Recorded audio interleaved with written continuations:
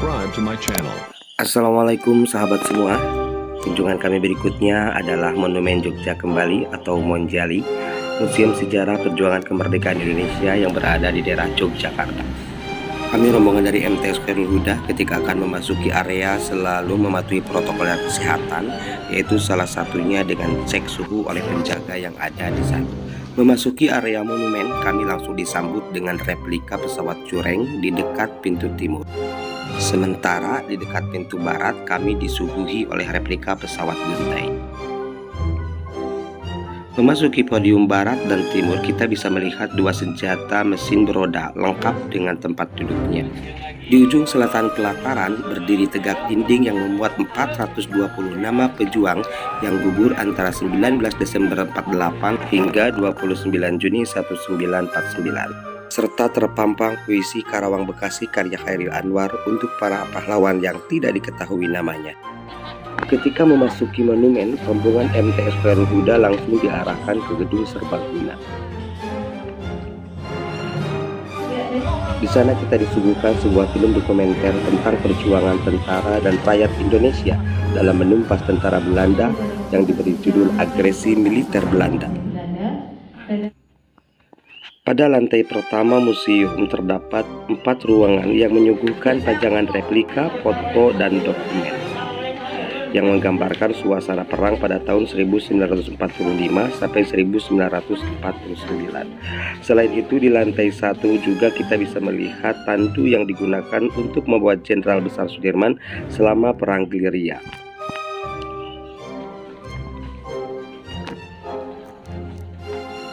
Pada Museum 3, kita bisa melihat di sana ada replika seorang perempuan atau anggota dari PMI untuk menolong para pejuang. Di sana juga terdapat sebuah kursi tamu yang digunakan ketika menerima tamu pada saat itu. Dan juga terpampang foto-foto para pahlawan kemerdekaan atau perjuangan di Jogja pada tahun 45 sampai 1949. Selanjutnya masih di lantai dasar yaitu di Museum 4 terdapat sebuah tempat tidur yang pernah digunakan oleh Presiden Soekarno ketika Yogyakarta menjadi ibu kota negara Republik Indonesia dari mulai Januari 45 sampai Desember 1949. Untuk memasuki ke lantai kedua, kami keluar dari lantai dasar dan menuju ke lantai 2 Monumen Jogja Kembali.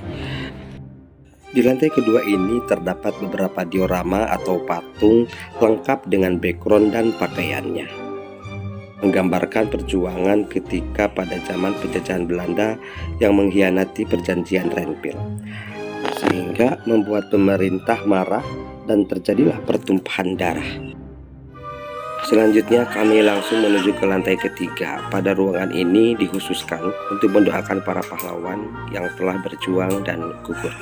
Tempat ini dinamakan Graba Graha. Pada bagian tengah ruangan ini terdapat bendera merah putih berkibar yang melambangkan kemerdekaan Indonesia. Demikian kunjungan kami di Monumen Jogja Kembali. Kunjungan kami yang terakhir adalah Sindu Kesuma Edupark atau SKE yang merupakan sebuah destinasi rekreasi yang terletak di Yogyakarta. Di SKE terdapat bermacam-macam wahana, baik wahana bermain maupun wahana belajar yang bisa dinikmati oleh semua pengunjung. Dari mulai biang lala, motor tumbur, kemudian ada miniatur Candi Borobudur, kemudian ada roti puter, ada family coaster dan lain sebagainya. Namun sayangnya kami di sini berpencar dan hanya membawa bimbingannya masing-masing, sehingga tidak bisa mendokumentasikan semua kegiatan siswa. Hanya sebagian kegiatan saja yang bisa kami dokumentasikan. Di antaranya yang bisa kami dokumentasikan adalah kegiatan di motor tumbur. Di sini kami bisa mendokumentasikan anak-anak yang saya bimbing sendiri, karena yang lainnya berpisah mencari wahana-wahana lainnya. Mudah-mudahan kegiatan kami ini bisa bermanfaat dan berkesan pada anak-anak kami, khususnya siswa-siswi MTS Khairul Huda.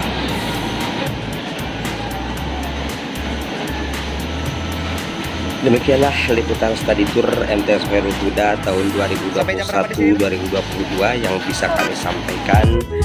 Sampai jumpa di tahun yang akan datang. Terima kasih, jangan lupa subscribe, like, and share. Assalamualaikum warahmatullahi wabarakatuh.